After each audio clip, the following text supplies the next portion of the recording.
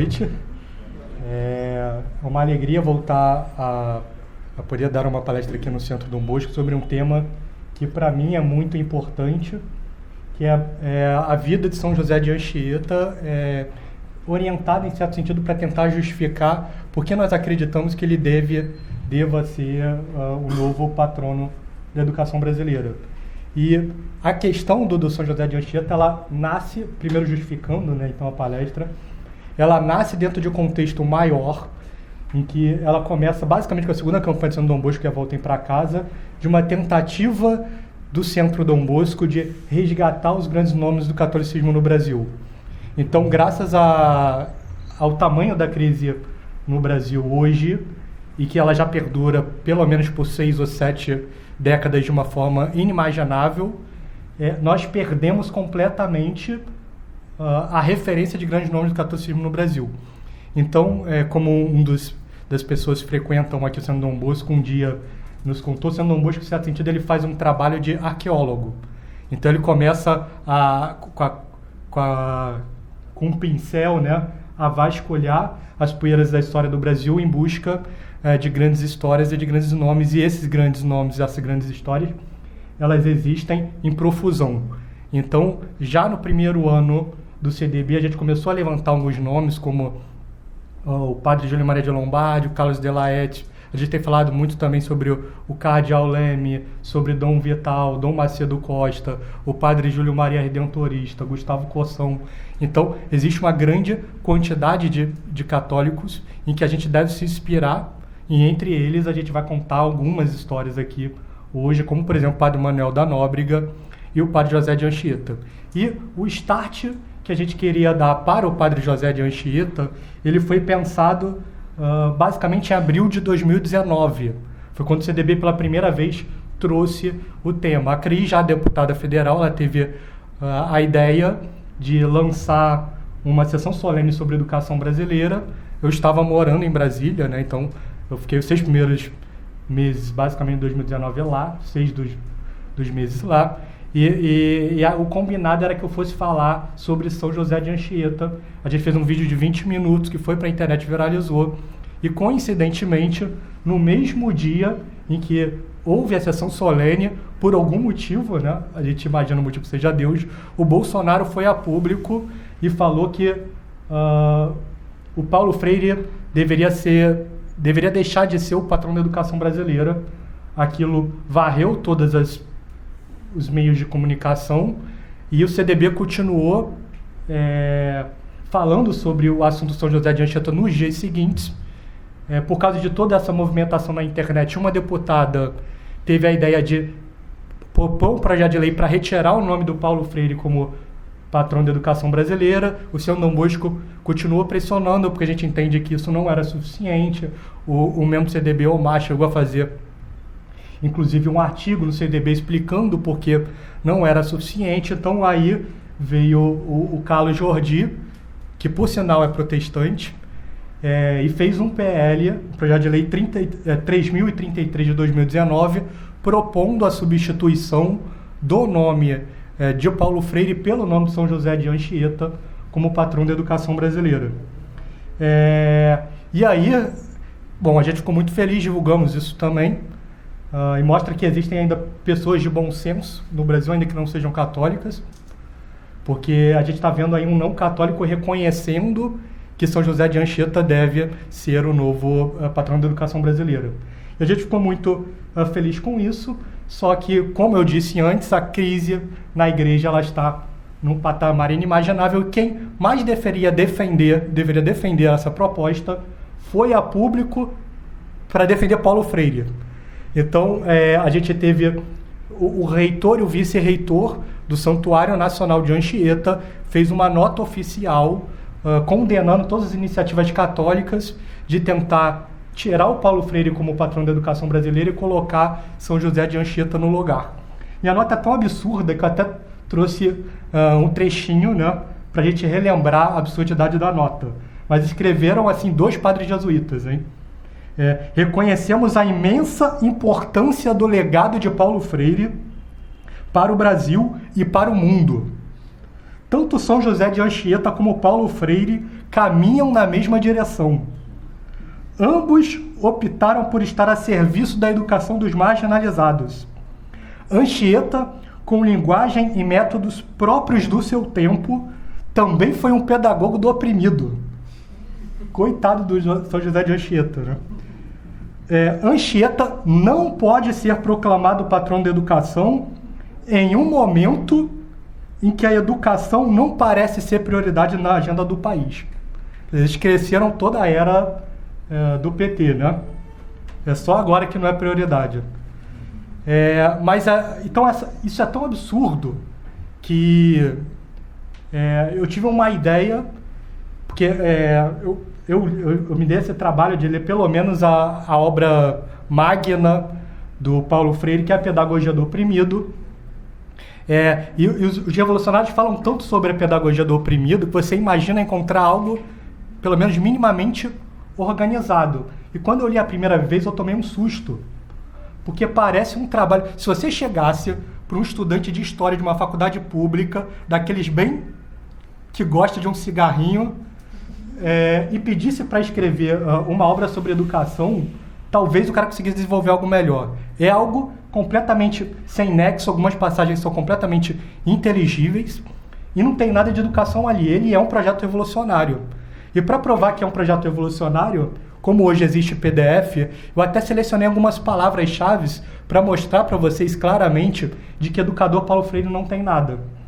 Então, em primeiro lugar, eu busquei um conjunto de palavras que tem a ver com todo mundo que se preocupa com a educação. Por exemplo, aprender, aprendizado e aprendizagem. Sabe quantas vezes essas palavras aparecem na Pedagogia do Oprimido? 17.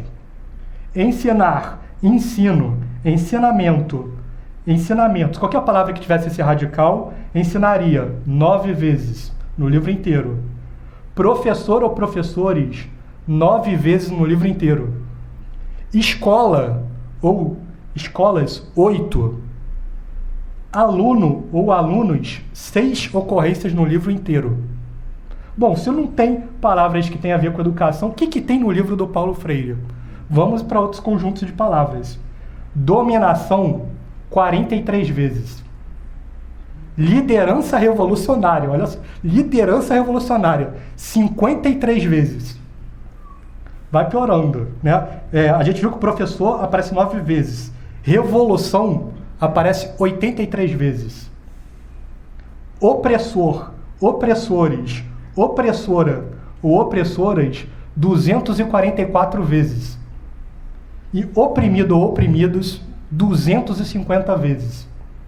Então, é algo extremamente absurdo, e isso também mostra pra gente por que Paulo Freire fez tanto sucesso na geração passada. Porque ele era um revolucionário e ele encontrou eco em todos os marxistas espalhados por todo o Ocidente.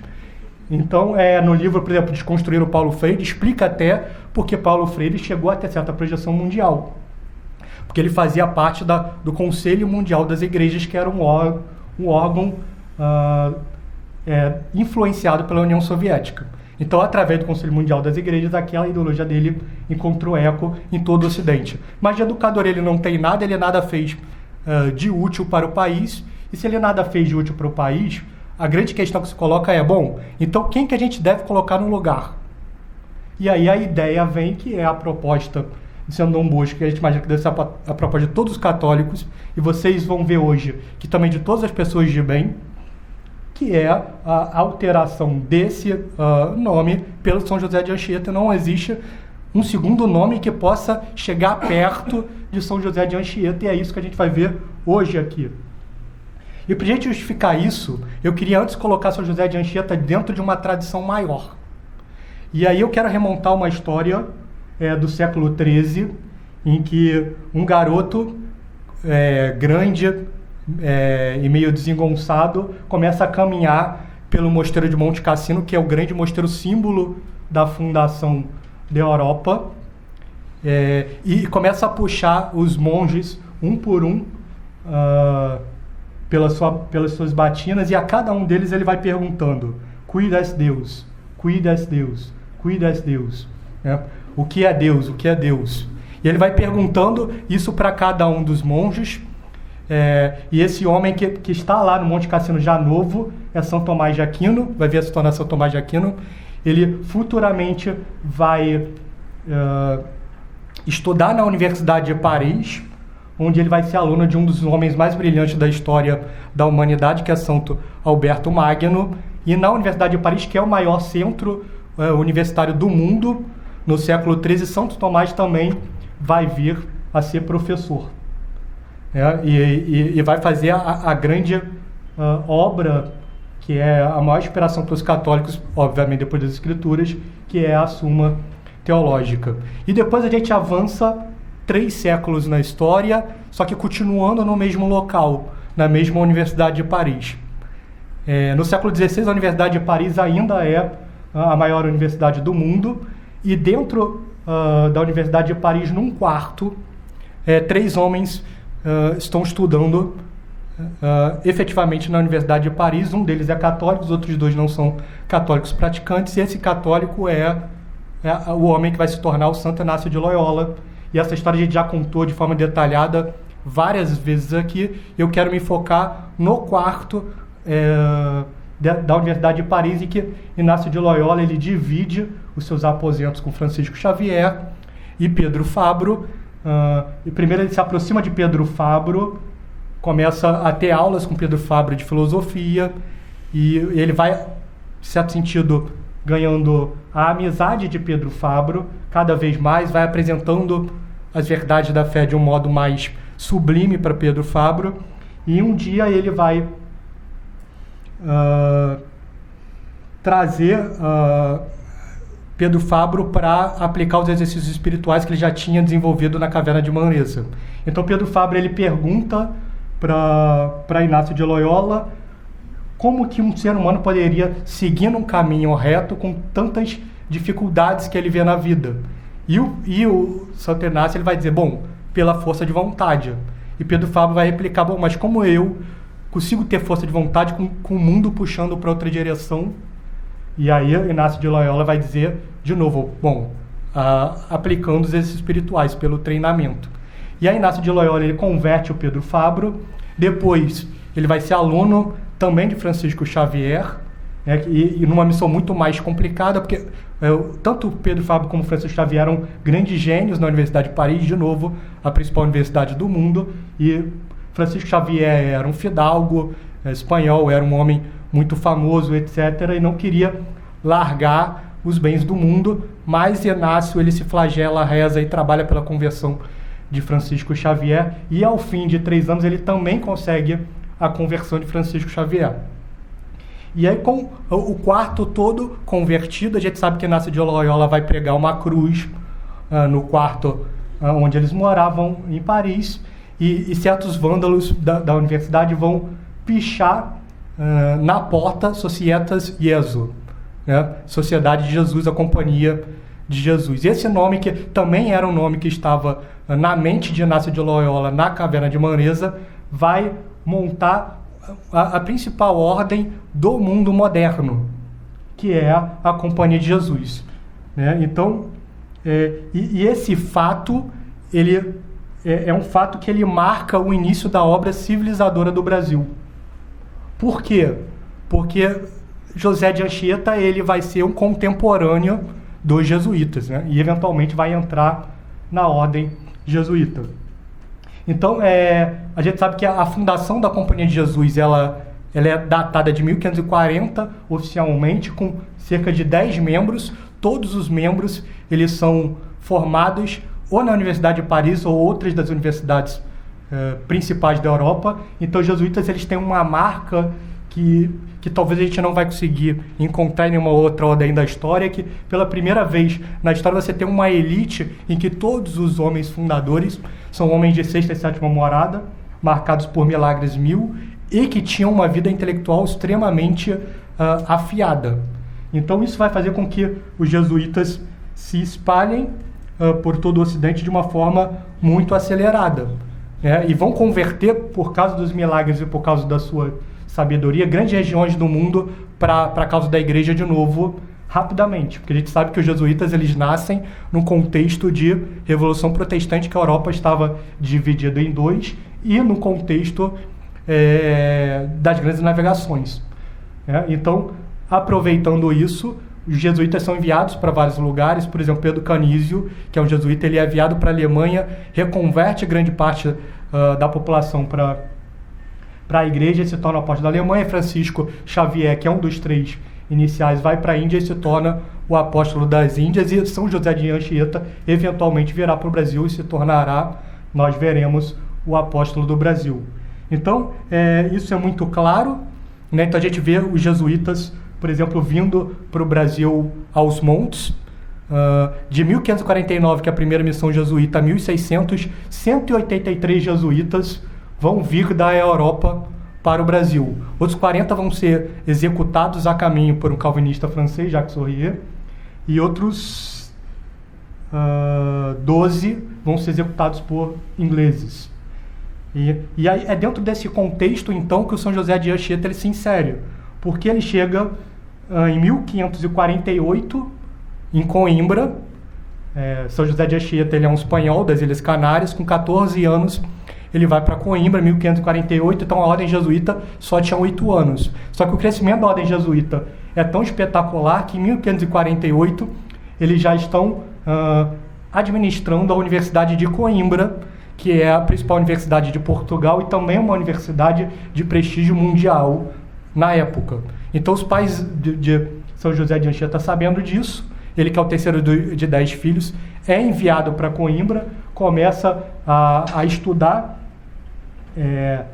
com os jesuítas e eventualmente em 1548 ele entra na ordem, acolhido pelo provincial dos jesuítas de Portugal, que é o padre Simão Rodrigues, que é um dos 10 jesuítas iniciais. Então o padre José de Anchieta ele tem contato com esses grandes homens que fundaram os jesuítas no Brasil. E a gente sabe que Dom João III, que é então rei de Portugal, ele vai ser o principal monarca que vai patrocinar a ordem jesuíta nascente.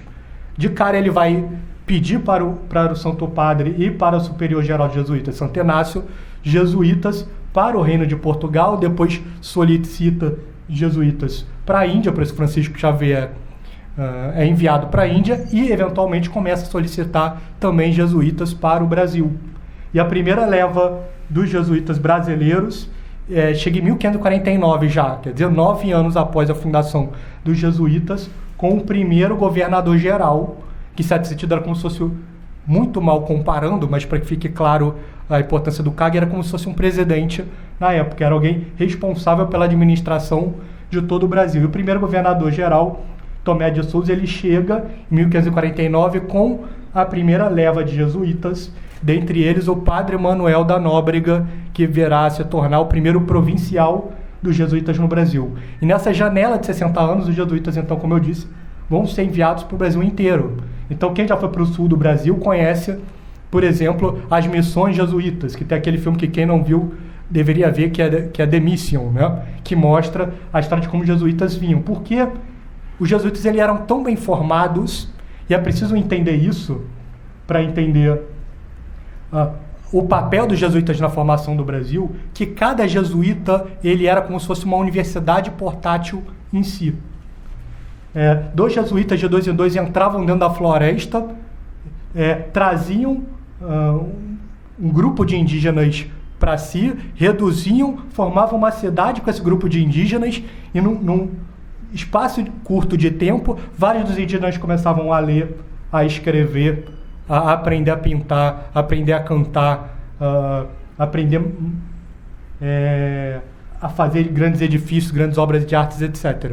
Então, rapidamente, os jesuítas começavam a civilizar os índios. Então, esse papel civilizador desses 183 jesuítas que vieram ao Brasil, ele é fundamental e ele vai explicar muito bem a vocação do Brasil.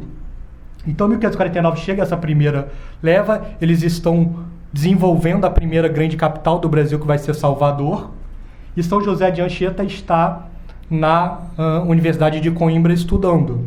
Em 1553, um novo conjunto de jesuítas chegará no Brasil, e São José de Anchieta que leu certamente as cartas de vários jesuítas que já estavam no Brasil nesse período de 4 anos, ele vai entrar nessa expedição e chega em Salvador em 1553. Então, já na chegada a gente vê uma virtude extraordinária, um episódio que vai destacar uma virtude extraordinária de São José de Anchieta. Então chega grande parte da corte com Dom Duarte, que vai ser o segundo governador-geral, graças à imponência da comitiva que estava chegando de Portugal. O primeiro governador-geral lá estava em Salvador, e Padre Manuel da Nóbrega, para recepcionar essas pessoas que estavam chegando. E aí vieram as caravelas, aportaram. Das caravelas, naturalmente, os nobres e os padres jesuítas que vieram entravam em barcos, e nesses barcos iam até o litoral, nesses barcos menores, e eventualmente cada nobre ia saindo desses barcos até o litoral. E como eles faziam esse movimento? Bom, para não sujar as suas roupas, um escravo saía da areia, ia até o barco, colocava um nobre no ombro e levava até a areia para não se molhar. E aí o escravo voltava para o barco e pegava um segundo nobre, voltava para o barco e pegava o terceiro nobre, o quarto nobre, e depois começou a pegar os jesuítas. E São José de Anchieta ficou muito impressionado com aquela cena, e vendo esse movimento dos escravos indo e voltando com os nobres nos ombros, José de Anchieta ficou agoniado com aquilo, se jogou no mar, né, e foi andando ele próprio até a terra. E vendo aquela cena, alguns dos nobres que estavam presentes, né, ficaram impressionados. São José de Anchieta, com toda a humildade, se ajoelha diante do Padre Manuel da Nóbrega e beija a sua mão. E aí, vendo que a única pessoa molhada naquela comitiva, alguns nobres começam a querer, em certo sentido, caçoar do Padre José de Anchieta. O Padre Manuel da Nóbrega vê aquilo, com o olho fulmina os nobres e dirige as primeiras palavras então para São José de Anchieta, que são estas: Pensastes como verdadeiro religioso. A Virgem Santíssima inspirou-te uma observação justa e santa. Ou me nega o céu com toda evidência que a meditação e os anos costumam dar, ou afirmo que grandes coisas farás. Na senda do bem, por estes Brasis virgínios onde reina a impiedade. Irmão José de Anchieta, bendigo a hora em que o nosso amado provincial, o Padre Simão Rodrigues, nos enviou tão caro discípulo. Então, assim, Padre Manuel da Nóbrega recebe o Padre São José de Anchieta, e mais uma vez a gente vai ter na história uma dupla em que Deus parece suscitar por vários momentos, e que isso começa muito claramente com São Pedro e com São Paulo. Você sempre tem aquela pessoa que é a pedra, que é a rocha, e aquela pessoa que parte em missão. Então São Pedro é a rocha da Igreja Nascente e São Paulo parte em missão, isso é claro. Na fundação dos jesuítas a gente vê Inácio de Loyola como a rocha em Roma, o superior geral, e Francisco Xavier partindo em missão para a Índia. E na fundação do Brasil a gente vê o Padre Manuel da Nóbrega, a rocha e primeiro provincial brasileiro, e São José de Anchieta, o missionário. Então, essa dupla vai ser a grande dupla que nós vamos ver, está por trás de todas as questões relacionadas à fundação do Brasil. Né? E José de Anchieta, então, ele chega em Salvador, logo ele é enviado para São Paulo, então ele chega em dezembro de 1553, no litoral de São Paulo, que é São Vicente, e logo em seguida ele parte para o interior de São Paulo, que é a cidade de Piratininga. Né? Ele participa do projeto de fundação da cidade de São Paulo, que é marcado pela fundação do Colégio de São Paulo de Piratininga, em que vários jesuítas se reúnem tribos indígenas dentro do Planalto de São Paulo. Então você tem São Vicente no litoral e Piratininga, a vila de Piratininga, que vai originar a cidade de São Paulo mais para o interior. Então, a ideia aí é reduzir os indígenas e começar um trabalho efetivamente de catequese. São José de Anchieta já chega tentando aprender o tupi. Quando ele entra em São Paulo e ajuda no processo de fundação, então ele começa a fazer as suas primeiras obras, elabora peças de teatro, faz a sua gramática, né, em que ele codifica todo o tupi e faz uma gramática em tupi. Ele vai eventualmente fazer algumas obras em latim, escrever e ensinar. Então, nos anos seguintes, pelo menos de 1553 a 1560, São José de Anchieta ele está trabalhando para a conversão dos indígenas e dos portugueses que ali estão. E com o tempo, José de Anchieta ele sai da vila de Piratininga e começa a ir atrás dos jesuítas, dos indígenas que estavam nas florestas. Então, armado apenas do necessário para fazer uma missa, de um breviário e de uma cruz, José de Anchieta vai descalço, andando vales, descendo vales, passando por rios. Se ele encontra um indígena perdido, ele começa a correr atrás do indígena com crucifixo, etc., para tentar todo esse processo de conversão. E a gente vê então aí a humildade tremenda de São José de Anchieta, né? Então, e o desapego, né? O desapego, ao contrário dos marxistas, um desapego real à riqueza. Então, José de Anchieta, quando ele precisava dormir, ele dormia em qualquer lugar onde houvesse chão. Quer dizer, ele dormia em qualquer lugar. Literalmente, quando ele precisava estudar, ele ia para os locais onde tinham livros, para a biblioteca. Quando ele precisava rezar, ele ia para a igreja. José de Anchieta, na maior parte da sua vida, ele não tinha um quarto para dormir. Então, esse era José de Anchieta. Alguém podia achar bom? Todas as cartas que ele assinava, ele terminava escrevendo como pobre e inútil Joseph. Essa era a assinatura dele. E a gente pode achar que ele se incomodava com essa pobreza. Não, ele abraçava a pobreza de um modo muito perfeito. E existe uma carta dele para Santo Inácio de Loyola que ele explica todo esse processo. Então, obviamente, em certo sentido, o trabalho que os jesuítas fizeram no Brasil em 183, do qual o padre José de Anchieta é a maior referência, o padre Manuel da Nóbrega II, ele é um trabalho que é muito mais complexo do que o trabalho que os apóstolos empreenderam no início do cristianismo. Porque São Paulo, por exemplo, ele pregou para uma civilização, ele pregou dentro do Império Romano. Os jesuítas, eles pregavam entre índios canibais num lugar que não existia nenhum sinal de civilização. Era algo muito mais desafiador. Não é tanto que vários dos primeiros sacerdotes eles foram executados por indígenas, né? Então, o material disso é muito farto. Então, é óbvio que a vida dos jesuítas, comparativamente na Europa, era muito mais cômoda do que na América do Sul. E aí, São José de Anchieta ele vai relatar para Santo Inácio de Loyola as condições nas quais eles viviam no início da fundação da cidade de São Paulo. Habitamos em número de 20 em uma pobre cabana, coberta de palha com paredes de barro e pau a pique, tendo 10 passos de comprimento e 10 de largura. O mesmo compartimento serve de escola, serve também de dormitório, enfermaria, dispensa, refeitório, cozinha, etc. Mas apesar de tudo, a paz e a alegria de nossos corações é tal que nenhuma inveja temos das grandes e cômodas casas onde assistem nossos queridos irmãos da Europa. Então, São José de Anchieta arremata: pois nosso Senhor Jesus Cristo se colocou em mais estreito lugar e dignou-se nascer em uma pobre manjedoura entre 2 brutos animais e morrer em altíssima cruz por nós.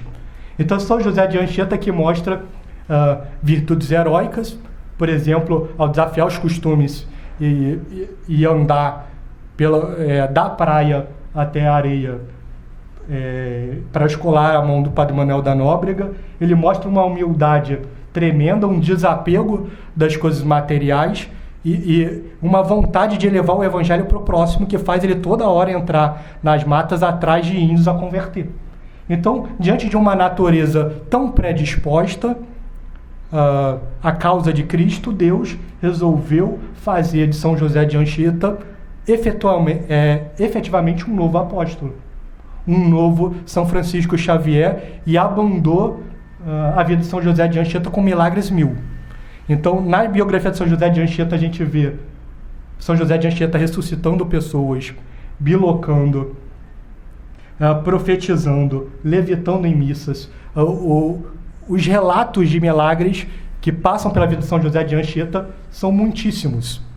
Então, se a gente fosse falar só dos milagres de São José de Anchieta, talvez a gente precisasse fazer um curso Milagres na Vida de São José de Anchieta. Como o objetivo não é esse, mas contar a vida de São José de Anchieta, a gente vai se conter em 3 exemplos para ilustrar, em 3 exemplos em que a gente tem testemunhos, nome de pessoas que eventualmente presenciaram isso.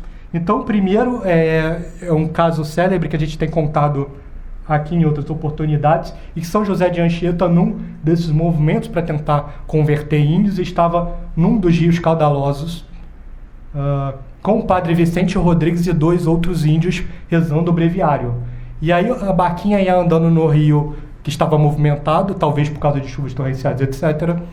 E de repente o barco vira dentro do rio caudaloso, todos são jogados na água. O padre Vicente Rodrigues sai da água e consegue nadar até a borda. Os índios também, obviamente, eles conheciam muito aquilo, eles conseguiram nadar até a borda. São José de Anchieta não, ele tinha se afogado. E aí, quando eles notaram isso, porque eles estavam na borda, o padre Vicente Rodrigues pediu para um dos índios voltar. O índio voltou, começou a nadar, procurar o padre José de Anchieta e nada. Procurou, não achou. O índio cansou de nadar dentro do rio e não localizar o padre José de Anchieta. Ele volta para a borda e pensou assim, bom, já era, não tem mais como resgatar o padre José de Anchieta. O índio então recupera as suas forças, volta para o rio, começa a nadar, e então ele identifica o padre José de Anchieta no fundo do rio. E como estava o padre José de Anchieta? Ajoelhado e rezando o breviário, na mesma posição em que ele virou o barco. E aí os índios tiram o padre José de Anchieta, o padre José de Anchieta está completamente molhado e o breviário está seco. E aí o padre Vicente Rodrigues e os índios relataram isso quando voltaram. Em outra oportunidade, outro dos padres jesuítas da companhia, que é o padre Francisco Pinto, ele estava desenganado na enfermaria, já não tinha mais condições de nem se levantar direito. Trouxeram um padre para a extrema-unção, o padre foi dar a extrema-unção, então o padre José de Anchieta entra na enfermaria e pede para o padre Francisco Pinto levantar. Ele vai dizer, não, levanta-te e eu levarei boas notícias para você e para os seus irmãos, porque você não vai morrer agora, porque está escrito que você não vai ter uma morte tranquila. Então levanta e vai rezar. O padre Francisco Pinto eventualmente sai da enfermaria, então, ouvindo aquele pedido do padre José de Anchieta, mesmo quase morto, vai rezar na igreja, se recupera completamente e não volta para a enfermaria. Eventualmente, a profecia do padre José de Anchieta para o padre Francisco Pinto vai ser cumprida, porque ele vai ser martirizado pelos índios 2 décadas depois. E numa terceira história, vejam que sempre com relatos, né? Uma armada espanhola estava chegando rumo ao sul, no Rio de Janeiro, já com o Rio de Janeiro fundado, e a cidade ficou empolvorosa, achando que a armada espanhola ia invadir o Rio de Janeiro. O padre José de Anchieta tranquiliza todo mundo, diz, não, fiquem tranquilos que essa armada não só vai ser inofensiva, como dentro dessa armada vai ter um grande carpinteiro que vai fazer grandes coisas ainda para a Companhia de Jesus. E aí a armada aporta na cidade, e realmente a armada era inofensiva, ela só estava indo para o sul da América, e dentro da armada estava o carpinteiro Francisco Escalante, que eventualmente vai ingressar na Companhia de Jesus e vai relatar anos depois que uma vez ele encontrou José de Anchieta na missa, na igreja rezando, e ele tomou um susto, porque ele entra na igreja e se depara com José de Anchieta rezando. E como é que estava José de Anchieta? Ornado com asas de serafim pegando fogo. Eu não consigo nem imaginar uma cena dessa. Imaginem um santo rezando, você entra, ele está com asas gigantescas pegando embrasadas, né? Então ele toma um susto completo ao ver o padre José de Anchieta dessa forma, né, numa união mística tal com Deus, e depois ele vai relatar isso. Então, esse é o padre José de Anchieta, que nós estamos vendo com um trabalho de evangelização, de civilização do Brasil incansável, com várias obras que é de uma humildade incrível e que faz milagres em profusão. Né? Então Deus ele suscita esses grandes santos sempre em proporção das grandes obras em que ele está esperando executar. Então a gente vê isso claramente, por exemplo, nos apóstolos. Então Cristo precisava, a partir de 12 apóstolos, para converter o mundo. Então é óbvio que todos deveriam ser de sétima morada e todos deveriam fazer milagres em profusão. Né? Deus tinha muitas poucas pessoas à disposição para converter todo o Oriente. Então era óbvio que seria necessário um Francisco Xavier. E Deus dispunha de pouquíssimas pessoas para converter o Brasil. Então era óbvio que era necessário um São José de Anchieta. E não obstante, São José de Anchieta e o padre Manuel da Nóbrega vão fazer todo um trabalho de civilização mesmo, de manter São Paulo nascente em pé. Quer dizer, eles fundaram São Paulo, eles vão manter São Paulo e vão fundar o Rio de Janeiro. Então, a gente sabe que em 1560 a gente está num contexto de conflitos bélicos fortíssimos com parte das tribos indígenas e com os franceses que estavam instalados no Brasil. E aí entra um outro nome que vai ser fundamental para o Brasil nascente, que é o terceiro governador-geral do Brasil, Mendes Sá. E aí um parênteses aqui que é muito importante, porque nós perdemos completamente o senso da grandeza dos homens que fundaram o Brasil. Né? Porque na história atual, o que sempre falam para a gente é que os portugueses trouxeram os piores nomes para cá. Não, era o contrário. O que o rei Dom João III perturbou, coitado, o Santo Padre e Santo Inácio de Loyola, para trazer os melhores padres da igreja para o Brasil, ele não manteve em Portugal. Ele teve o desprendimento, ele poderia muito bem manter os 183 em Portugal, não. Ele enviou para o Brasil, porque existia uma terra a civilizar. E ele poderia manter todos os seus grandes quadros em Portugal. E o que ele fez? Ele enviou para o Brasil, grande parte deles. Mendes Sá, por exemplo, quando ele chegou no Brasil, qual foi a primeira coisa que ele fez? 8 dias de retiro espiritual de Santo Inácio. 8 dias. Vocês conseguem imaginar um presidente hoje fazendo isso? Ah, não, eu fui eleito, eu vou rezar 8 dias. É inimaginável.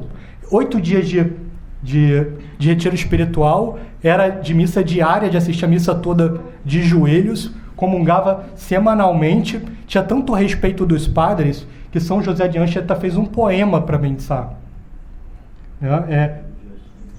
De rebus gestis Mendes Sá.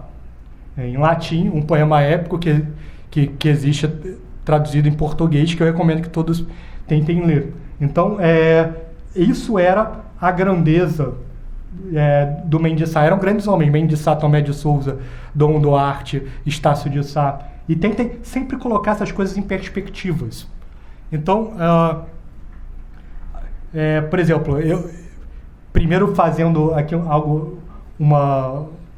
um elogio, eu, por exemplo, eu sou hoje, em certo sentido, um fã do Bolsonaro. Eu compreendo quem não seja, mas eu acho que o Bolsonaro no Brasil de hoje é um milagre. Dado o fato de uma pessoa não ser católica, ele conseguiu, em certo sentido, na minha opinião, ir o máximo que uma pessoa não católica conseguiria ir. É incrível como grande parte da moral católica ele consegue herdar, mesmo não sendo um católico praticante. Então, hoje mesmo, eu não sei se todos viram, ele demitiu o número 2 da Casa Civil. E eu não sei se alguém viu o porquê que ele demitiu, porque o número 2, simplesmente, ele pegou um avião da FAB e foi para a Índia. E aí o Jair Bolsonaro viu aquilo e viu que custou R$1 milhão e demitiu o cara. Algo que no governo do PT era feito diariamente.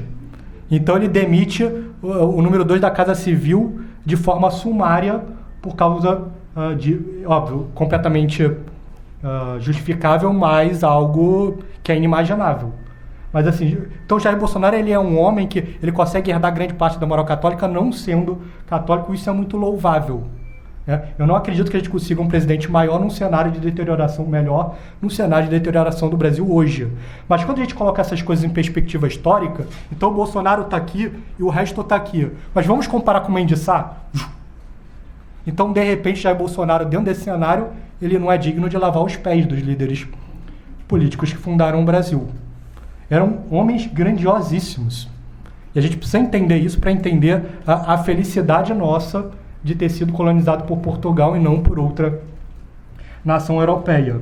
Mas então esse grande homem, uma das primeiras coisas que ele vai fazer é se lançar contra os franceses hereges, calvinistas que estavam no Rio de Janeiro, e vai criar uma guerra em 1560 e vai desmantelar grande parte das forças francesas no Rio de Janeiro já em 1560.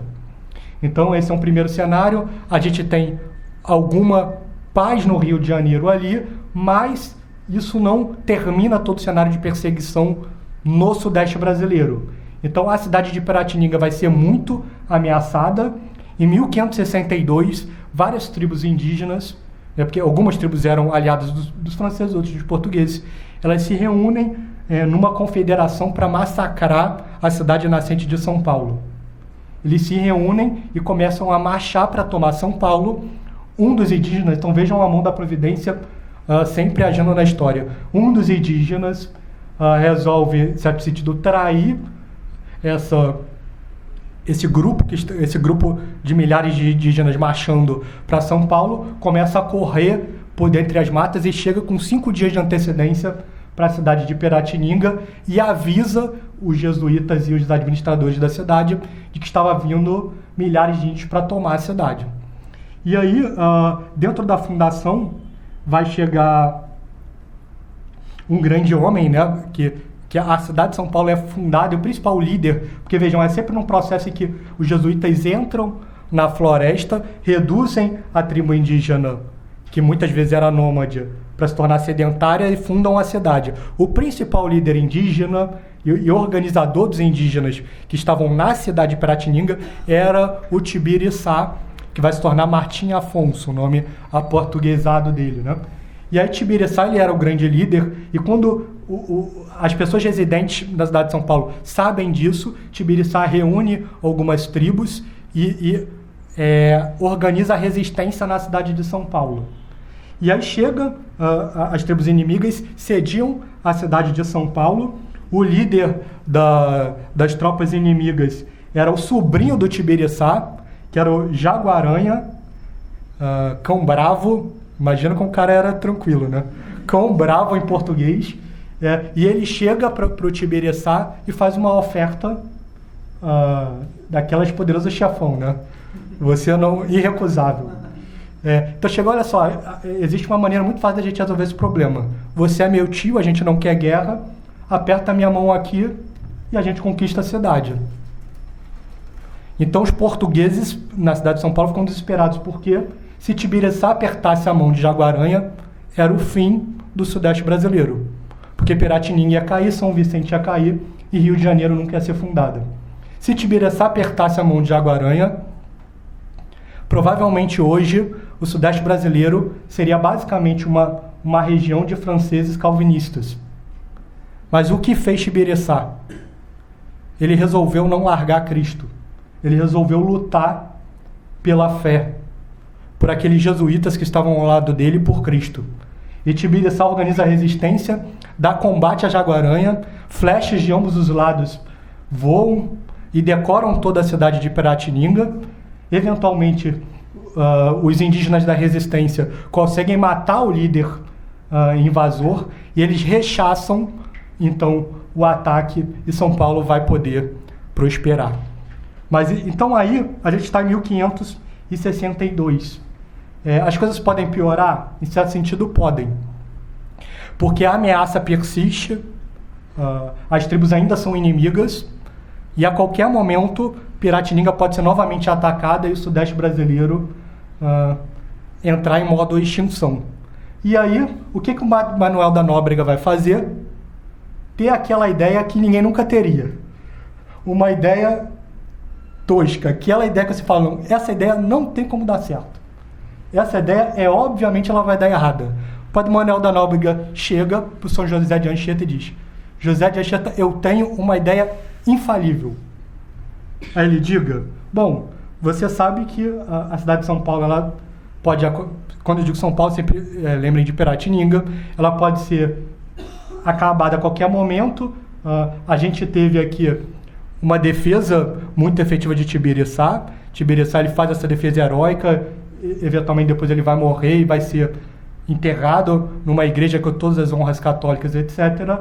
Mas existe essa ameaça perene. Então o que a gente pode fazer? Bom, diz o Padre Manuel da Nóbrega, Padre José de Anchieta, e se a gente se oferecesse como prisioneiros no quartel-general da tribo Tamoia, que é uma tribo em que todas as pessoas são canibais, e que o cacique Cunhambebe reivindicou já ter matado e comido 10 mil homens.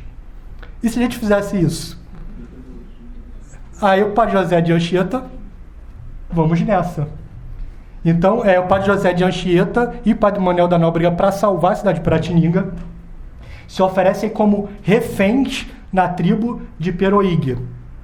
E os dois são enviados para a tribo de Peroígue, se tornam reféns, eventualmente ganham o apoio de dois dos principais caciques da tribo confederação, que é Pindobossu e Cunhambebe. Quase são comidos umas 2 ou 3 vezes durante as negociações de paz. Literalmente, tá, gente? Aquecido no caldeirão. Então, eventualmente, o Padre Manuel da Nóbrega, ele é libertado no meio das negociações, o Padre José de Anchieta fica refém sozinho na tribo de Peroígue, que é uma tribo no litoral de São Paulo também. E aí, refém da tribo, o Padre José de Anchieta vai fazer o poema Nossa Senhora, que é o grande poema dele em latim, muito conhecido, ou pelo menos era muito conhecido antigamente, e que José de Anchieta, refém da tribo de Peroígue, começa a escrever versos em latim na areia. E o primeiro verso que ele vai escrever, perdão, professor Pachá, que eu vou errar no latim feio agora, Eloqua anciliam sanctissima mater Iesu, nunciliam laudes eloqua aranes tuas. Em português, o primeiro verso, né? Falarei ou guardarei silêncio, Santíssima Mãe de Jesus. Cantarei os teus louvores. Então, o primeiro verso que ele escreve em latim é um verso se indagando se ele deve fazer um poema a Nossa Senhora. E aí, refém na tribo de Peroígue, ele começa a fazer os versos na areia, o mar vinha e apagava um verso, e aquele verso entrava na memória de São José de Anchieta. Ele escreveu o segundo verso. As ondas apagavam o verso, e o verso entrava na memória de São José de Anchieta. E ele escreveu o terceiro, o quarto, o quinto, e assim sucessivamente. E aí, com o Tratado de Paz, efetivamente ele vai ser assinado. Todas as tribos ao redor da cidade de São Paulo, elas vão ser pacificadas. Então, todo o papel do Padre José de Anchieta e do Padre Manuel da Nóbrega de garantir a paz na região que vai dar origem a São Paulo, ele é cumprido. E assim que São José de Anchieta chega em São Paulo, ele coloca todos os versos no papel, com a dedicatória, né? Que aí ele escreve lá: Eis aqui, Maria Santíssima, os versos que ofereci a vossos louvores, quando me vi cercado de inimigos ferozes. Muitas vezes desejei, com divinas inspirações, padecer dores, prisões e morte.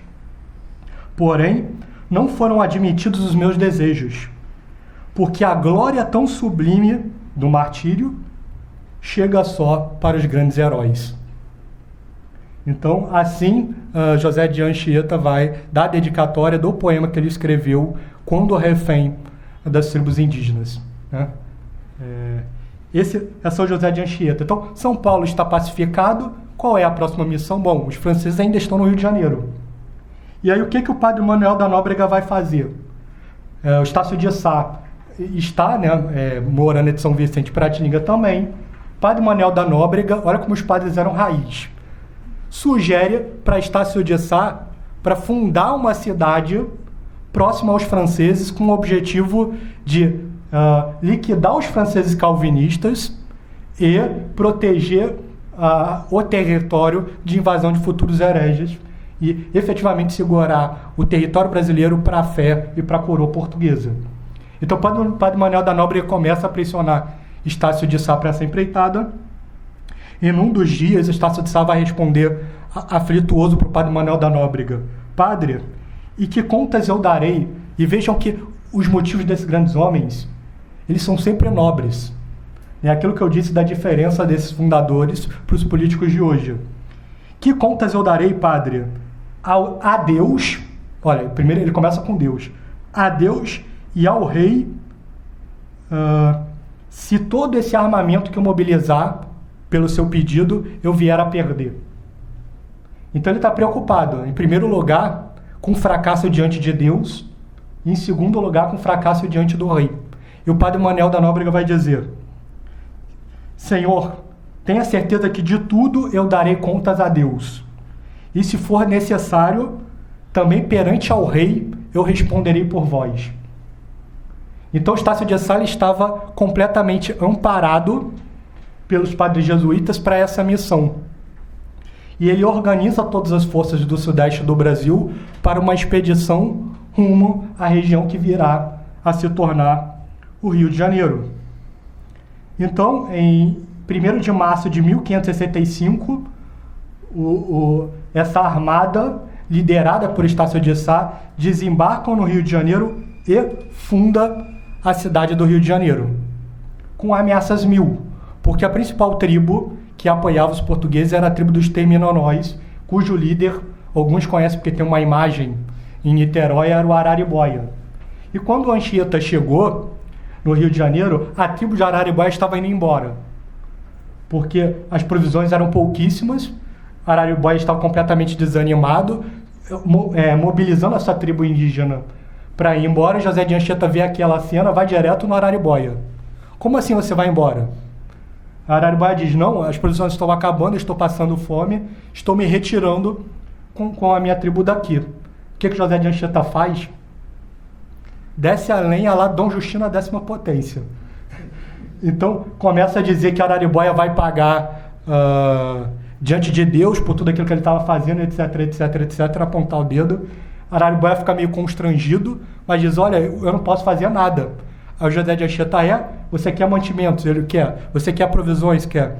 Então, até o pôr do sol, isso que você está pedindo vai chegar. Então tá.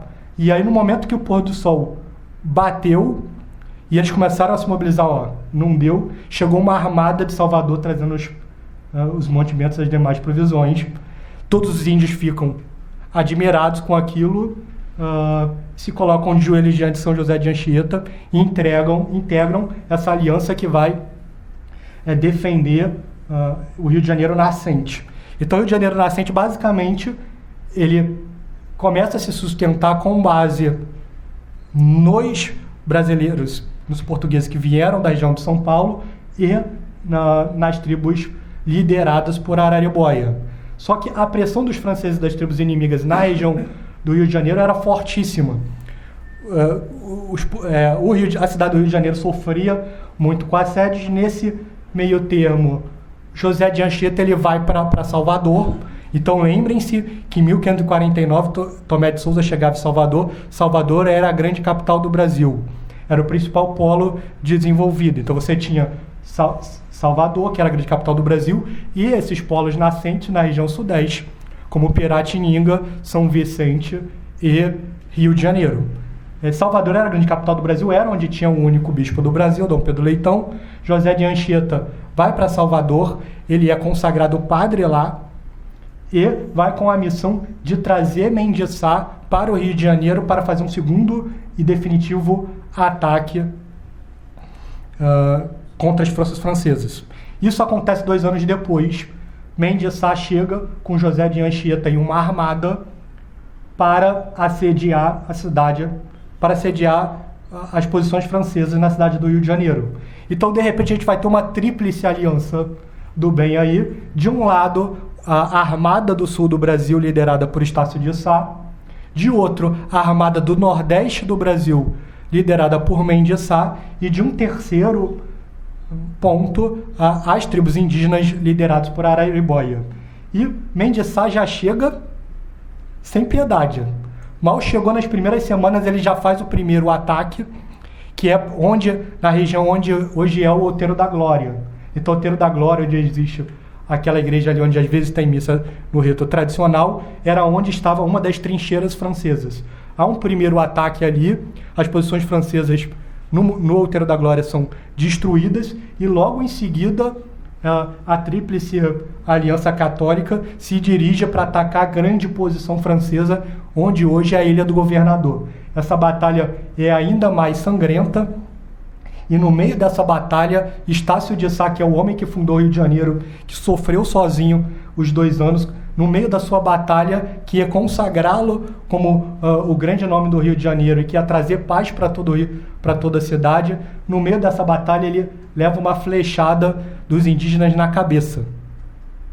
E aí os católicos portugueses vencem a batalha, os franceses são dizimados da Ilha do Governador, o Rio de Janeiro entra em paz e aí Estácio de Sá é levado para ser eleito já num estado agonizante e todas as grandes personalidades portuguesas que estiveram na batalha estão ao redor tristes, vendo Estácio de Sá agonizando. Mendes de Sá, que é o seu tio, né, tenta animá-lo e aí Estácio de Sá vai dizer as derradeiras palavras. E lembrem-se que a cada traço, cada passo que a gente vai caminhando junto à formação do Brasil, a gente vai vendo um grande traço de heroísmo. É uma pena que as pessoas não saibam mais de história.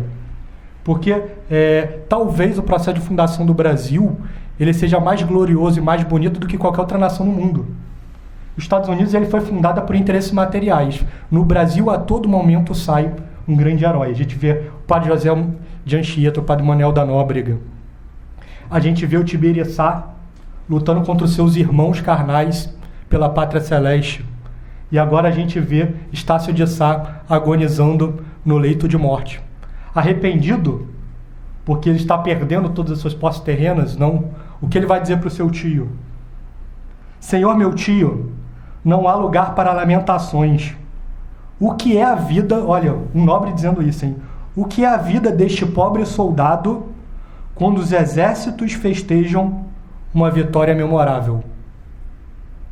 Então, feliz pela vitória, ainda que ela tenha custado a sua vida, Estácio de Sá morre e eventualmente ele vai ser enterrado na Igreja dos Capuchinhos. Então, aqui perto, para quem quiser ver, Estácio de Sá é enterrado.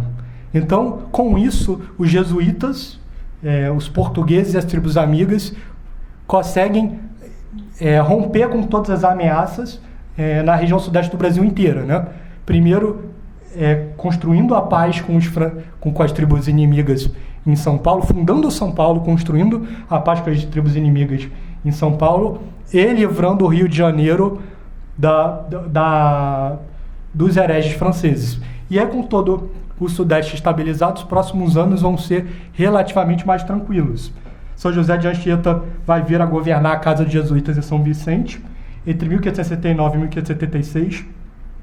E com a morte do padre Manuel da Nóbrega, ele se tornará o provincial no Brasil de 1578 a 1585.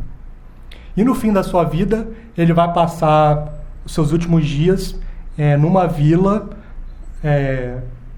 no Espírito Santo, que é a vila de Heritibá, né? E sempre naquele estilo São José de Anchieta de ser, simples, descalço, tentando a todo momento converter índios e sem nenhuma posse. E ele vai dizer isso nos seus últimos momentos. Por exemplo, para um dos irmãos, São José de Anchieta dirá o seguinte: irmão, uns desejam morrer nas casas e outros nos colégios, ajudados de seus irmãos.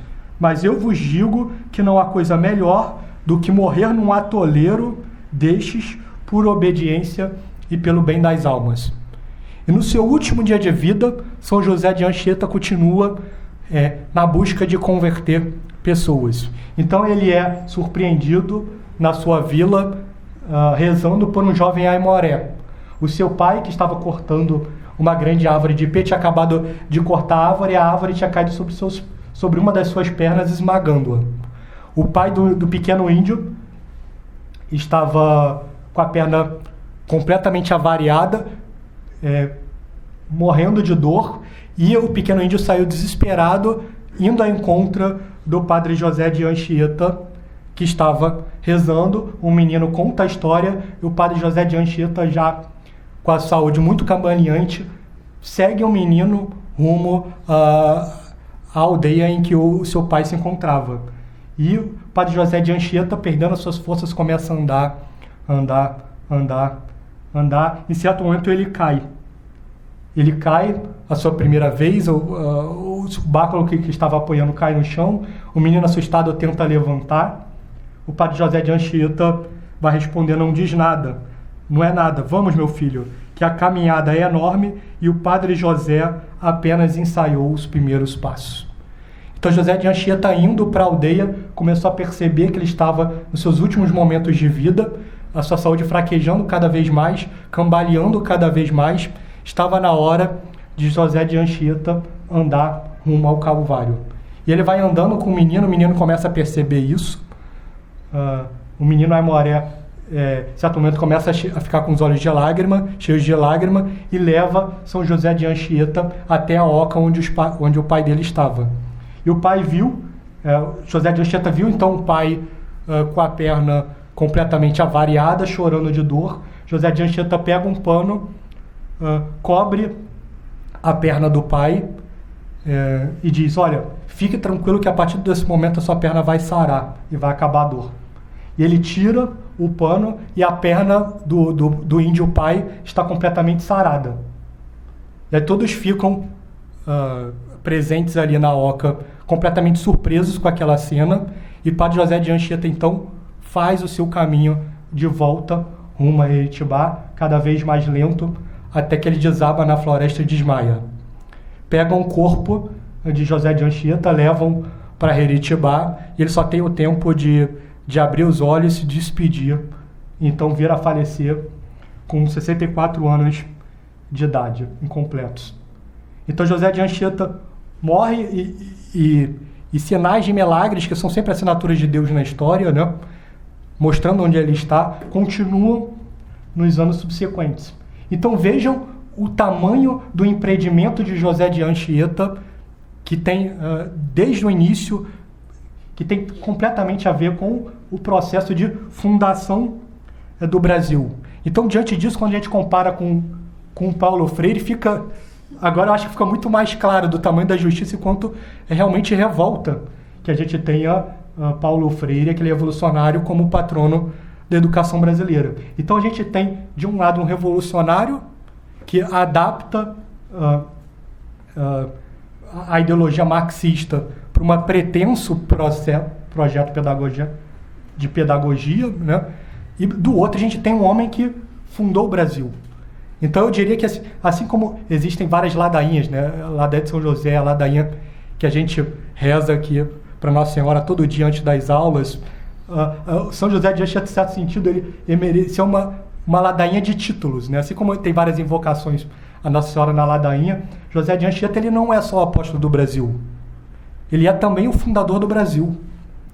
Então, com todo respeito, quando a gente faz críticas aqui, são sempre críticas a ideias, não críticas às pessoas, mas nenhuma outra pessoa deve merecer o título de patrão da educação brasileira que São José de Anchieta, um homem que fez uma gramática. Se hoje o tupi, de repente, é uma língua ainda conhecida, porque José de Anchieta sistematizou aquilo numa gramática, fez poemas em latim históricos, como Dejaste Mendes Sá, o poema Nossa Senhora, se dedicou para uma vida de ensino por toda a sua história, né, no Brasil. Então, ele é o apóstolo do Brasil, porque nenhum outro homem converteu tantas pessoas. Ele é o fundador do Brasil. Ele esteve envolvido na fundação e na proteção das duas principais cidades. Então, se a gente sabe, por exemplo, dos feitos heróicos de Tibiriçá na defesa de Piratininga, foi porque José de Anchieta escreveu sobre isso. Ele viu os ataques, ele estava lá. Então, José de Anchieta, ele é tudo isso, né? Então, se a gente fala que ele é o patrão da educação brasileira, é porque existe uma missão no curto prazo, que é colocá-lo como patrão da educação brasileira. Mas, além disso, ele é apóstolo do Brasil, ele é o maior brasileiro de todos os tempos, ele é fundador do Brasil, ele é tudo isso, né? E quando eu digo maior brasileiro de todos os tempos, ele é brasileiro sim, apesar de ter nascido na Espanha, né? Então, por quê? Eu sempre tento usar essa imagem que vale muito o padre Júlio Maria de Lombardi, porque a ideia de uma pátria, ela tem muito menos a ver com o local em que você nasceu e muito mais a ver com o local em que você deu a vida, né? Então, várias vezes o local que você nasceu é o local que você dá a vida. Isso vale para a maioria das pessoas. Mas muitas vezes, certas pessoas mudaram de nação e deram a vida por aquela nova nação, se identificaram com ela de tal forma que absorveram a cultura. E José de Anchieta foi além, ele fundou uma nação. Então ele é muito mais brasileiro do que vários dos outros brasileiros que vieram depois.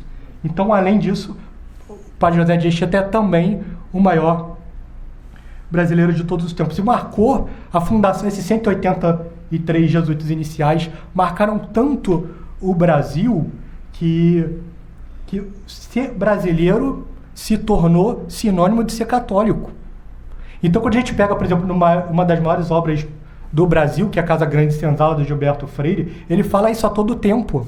Então, por exemplo, aqui, eu trouxe até um trecho. Durante quase todo o século XVI, né, que é o século da vinda dos jesuítas ao Brasil, a colônia esteve escancarada a estrangeiros, só importando as autoridades coloniais que fossem de fé ou religião católica. A principal exigência era professar a religião cristã. Essa solidariedade manteve-se entre nós esplendidamente através de toda a nossa formação colonial, reunindo-nos contra os calvinistas franceses, contra os reformadores holandeses e contra os protestantes ingleses. Daí ser tão difícil, na verdade, separar o brasileiro do católico. O catolicismo foi realmente o cimento da nossa unidade. Então, ser brasileiro é ser católico. Se você se diz um conservador e um patriota e não é católico, meu amigo, eu tenho mais notícias para você. Então, não é possível separar o Brasil da Igreja Católica e achar que sobra algo dessa separação, porque não sobra. Os jesuítas fundaram a nação brasileira junto com um conjunto de grandes líderes portugueses, todos católicos. Todos com a primeira preocupação de servir a Deus, ou pelo menos grande parte deles, e a segunda preocupação, então, servir ao Império.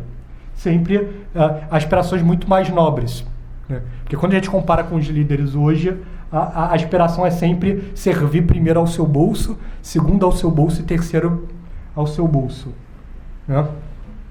Então, mas alguém pode dizer, bom, mas os jesuítas fizeram tantas grandiosas coisas, né, capitaneadas por José de Anchieta e Padre Manuel da Nóbrega. Por que o Brasil hoje não é um país de primeiro mundo? A principal resposta está no advento da maçonaria, com Pombal, Marquês de Pombal, que foi um dos líderes portugueses do século XVIII, que atuou para extinguir a ordem jesuíta, primeiro em Portugal, depois nas colônias, depois no mundo inteiro. Então, quando a ordem jesuíta foi expulsa do Brasil no século XVIII, o que aconteceu? De repente, toda a classe intelectual brasileira tinha saído da nação. E aí? Como é que você vai fundar? Como é que você vai conseguir trabalhar para que uma nação se torne desenvolvida quando todos os grandes gênios são expulsos da nação? E aí os gênios foram expulsos, e como é que ficou o sistema educacional? Refém dos movimentos revolucionários. Primeiro liberais, depois marxistas e depois neomarxistas. Qual é o resultado de tudo isso?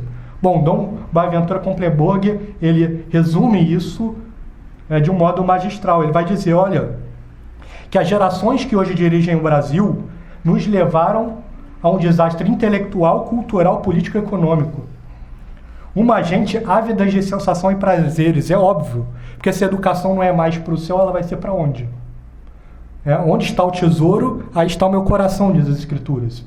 Se o homem começa a colocar o seu tesouro em bens materiais, o seu coração vai ser sempre para coisas ávidas, mesquinhas e egoístas.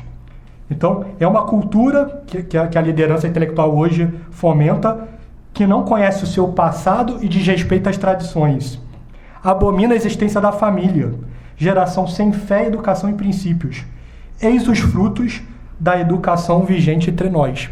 Eis os frutos da geração Paulo Freire. Então, se a gente está nesse caos todo, como é que a gente faz para mudar? Né? Terminando a nossa conversa de hoje, bom, todo esse caminho que a gente fez aqui dá um norte.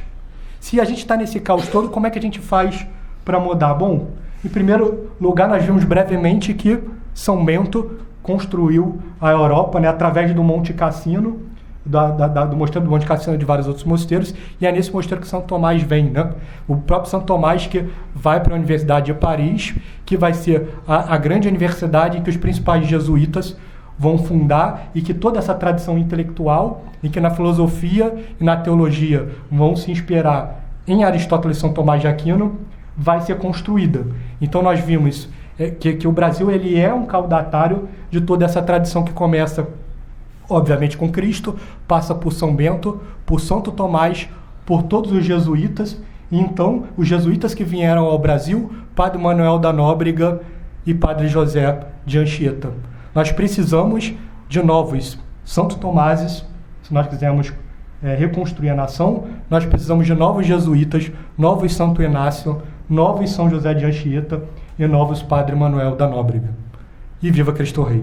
Viva!